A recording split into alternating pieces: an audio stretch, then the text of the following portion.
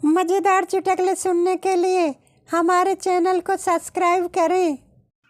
Husband hotel के room में से होटल मैनेजर को फ़ोन करता है।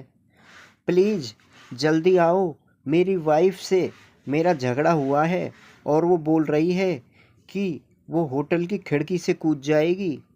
Manager: sorry sir, but this is your personal issue. Husband: अबे साले, खिड़की नहीं खुल रही है, this is a maintenance issue.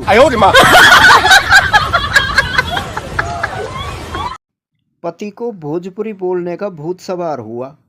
कहीं से उसने एक शायरी सुनी और उसने अपनी पत्नी को भोजपुरी शायरी सुनाई। अर्ज है ताजमहल कौन चीज बा, हम एकरो से बड़े इमारत बनवा देव, मुमताज तो मर के दफन भले ही रहे, तो के ससुरी हम जिंदे दफनाए दे। फिर क्या, अब पति आईसीयू में। लड़का: आई लव यू।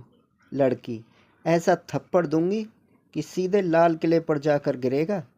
लड़का: थोड़ा धीरे मारना, जरा मुझे चांदनी चौक में कुछ काम। कालू: रोशनी, मुझसे शादी करोगी? रोशनी: नहीं, बिल्कुल नहीं। कालू: अच्छा तो मुझे चूतिया क्यों बना रही थी? रोशनी: नहीं कालू, मैं तुम्हें कब चूतिया बनाया? कालू: जब मुझसे शादी करनी ही नहीं थी तो कोचिंग में मुझे पेन क्यों मांगा था?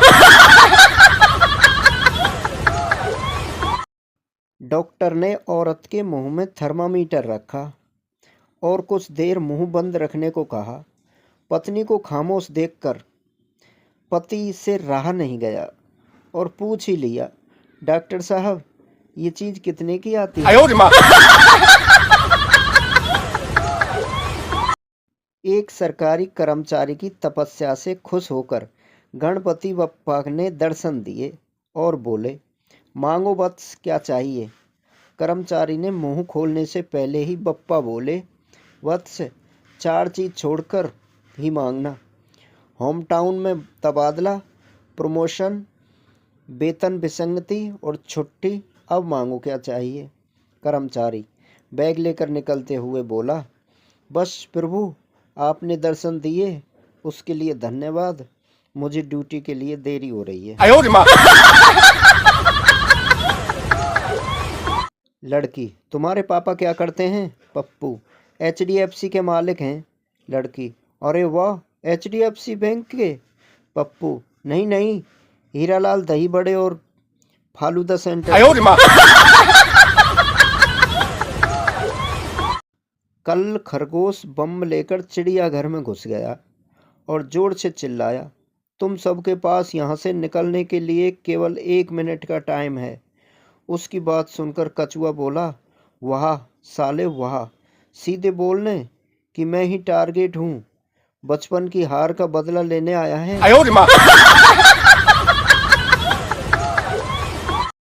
राम कथा चल रही थी।